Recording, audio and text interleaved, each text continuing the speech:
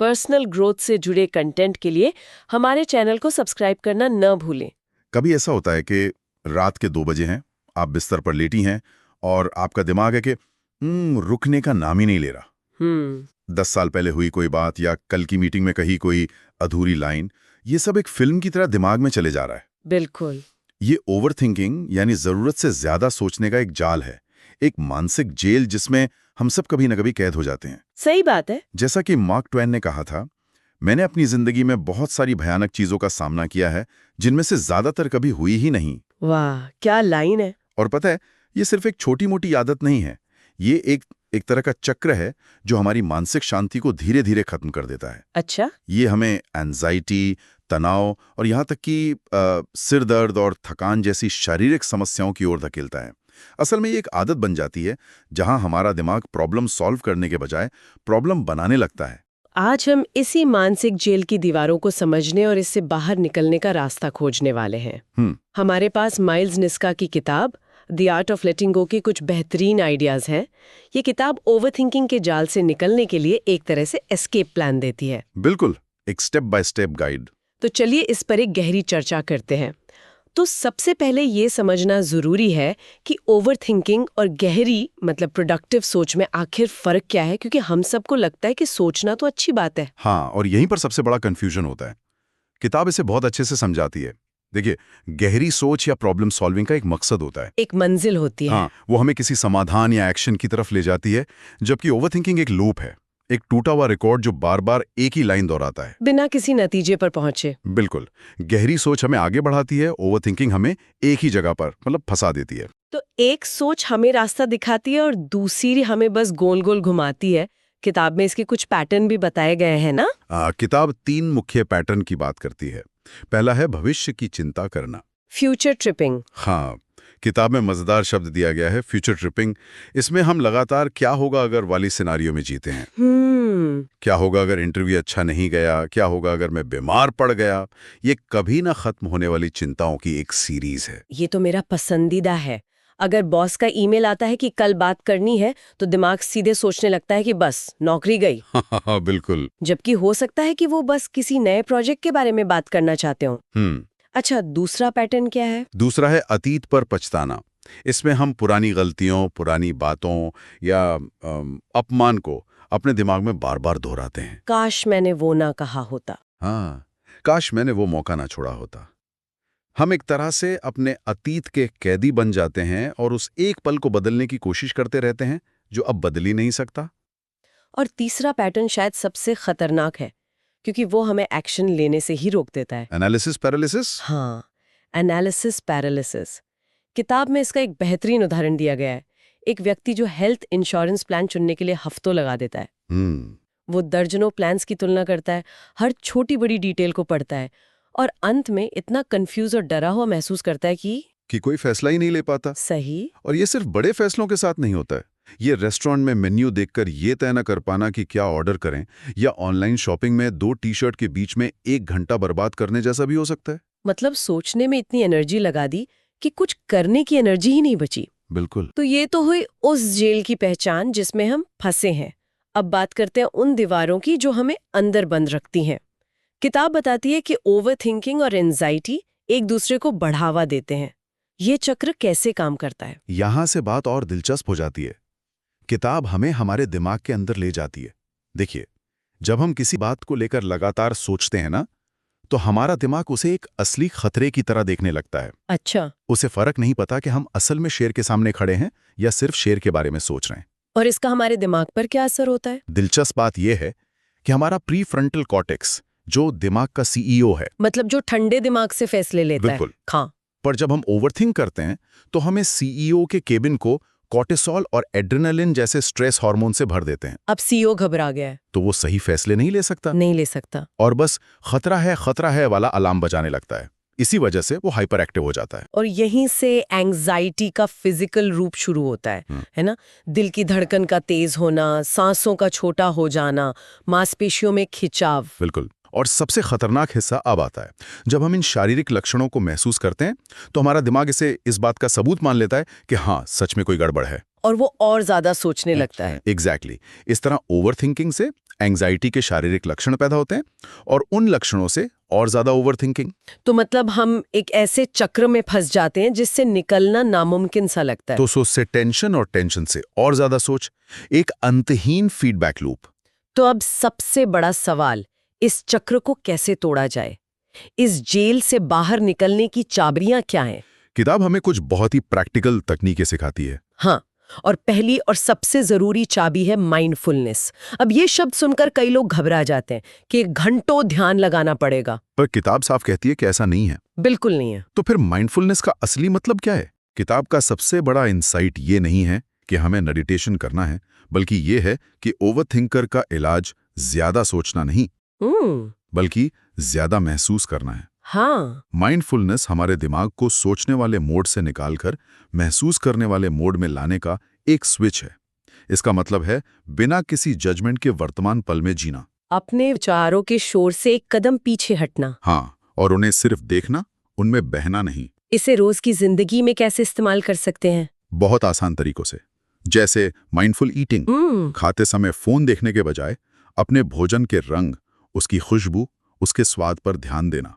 या mindful walking, चलते समय अपने कदमों के दबाव को महसूस करना, हवा को महसूस करना। अच्छा, ये छोटी छोटी एक्सरसाइज हमारे दिमाग को, जो हमेशा अतीत या भविष्य में रहता है, खींचकर वर्तमान में ले आती हैं।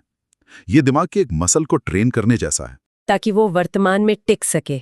बिल्कुल। तो माइंडफुलनेस हमें विचारों के शोर से एक कदम पीछे हटने में मदद करती है। लेकिन जब हम उस शोर में किसी एक नकारात्मक आवाज पर अटक जाएं, तब क्या?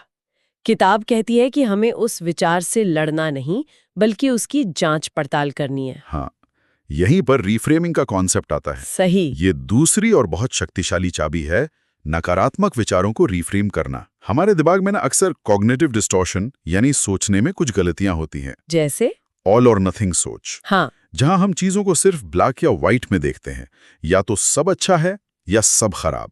या फिर कैटास्ट्रोफाइजिंग, जहां हम हमेशा सबसे बुरे परिणाम की कल्पना करते हैं।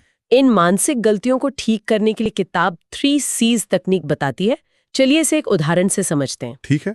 मान लीजिए प्रेजेंटेशन के बाद मेरे मन में विचार आया, मैंने सब गड़बड़ कर दिया।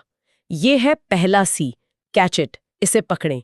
मैंने उस नकारात्मक विचार को पहचान लिया। बिल्कुल, ये सुनने में आसान लगता है, पर असल में ये सबसे मुश्किल स्टेप हो सकता है, क्योंकि हम अपने विचारों में इतने डूबे होते हैं कि उन्हें नोटिस ही नहीं कर पाते। सही बात है। एक बार जब विचार पकड़ में आ गया, तब दूसरा सी आता है, चेक इट।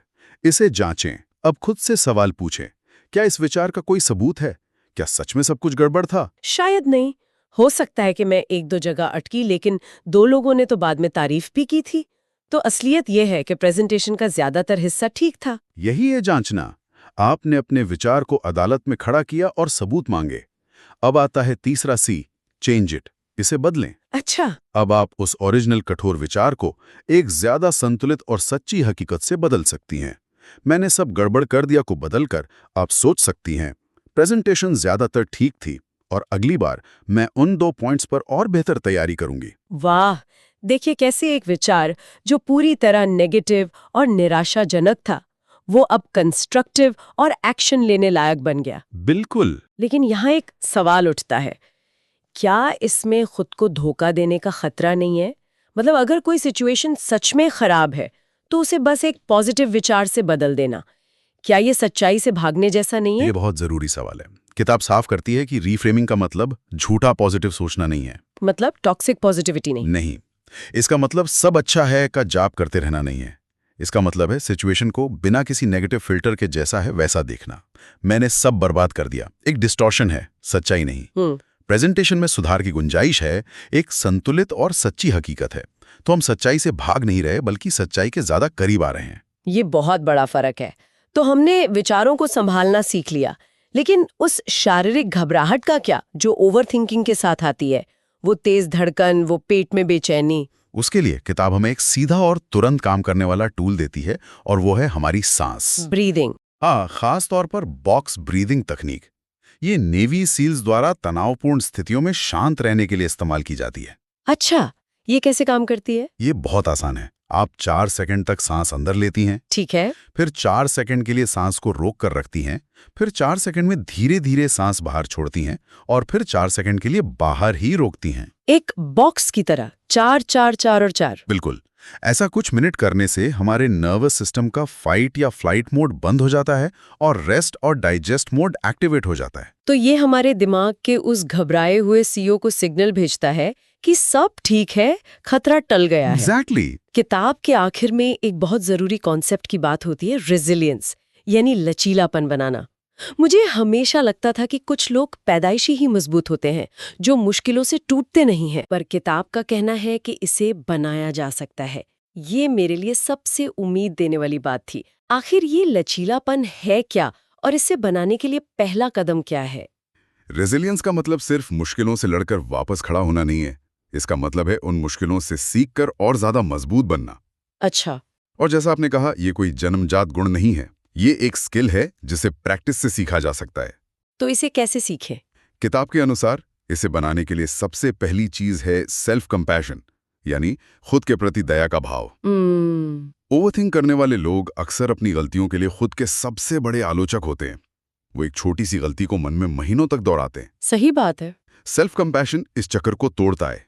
ये कहता है कि गलती करना इंसान होने का हिस्सा है, खुद को माफ करना और आगे बढ़ना जरूरी है। और माफ करना सिर्फ खुद को ही नहीं, शायद दूसरों को भी। थिंकिंग के लिए ईंधन का काम करते हैं। माफ करने का मतलब ये नहीं है कि जो हुआ वो सही था। इसका मतलब है कि आप उस बोझ को और ढोने के लिए तैयार नहीं हैं। बिल्कुल। आप उस अतीत को छोड़कर आगे बढ़ रहे हैं। ये सब हमें एक फॉरवर्ड फोकस्ड, यानी भविष्य पर ध्यान केंद्रित करने वाले माइंडसेट की ओर ले जाता है। हाँ, और यही रेसिलियंस का सार है। ये एक आशावादी दृष्टिकोण अपनाना है, ये मानना कि आपके एक्शन से भविष्य पर असर पड़ेगा। और ये हमें अतीत के बोझ को छोड़कर आगे बढ़ने में मदद करता है। हाँ, और हमें आने वाली मुश्किलों का सामना करने के लिए मानसिक रूप से तैयार करता है। तो इसका कुल मतलब क्या है? आज हमने ओवरथिंकिंग की मानसिक जेल को समझा, एंग्जाइटी की दीवारों को पहचाना और द आर्ट ऑफ लेटिंग गो किताब से इससे बाहर निकलने के लिए कुछ शक्तिशाली चाबियां। माइंडफुलनेस, रीफ्रेमिंग, ब्रीदिंग और रेजिलियंस। हाँ, इन सब पर बात की।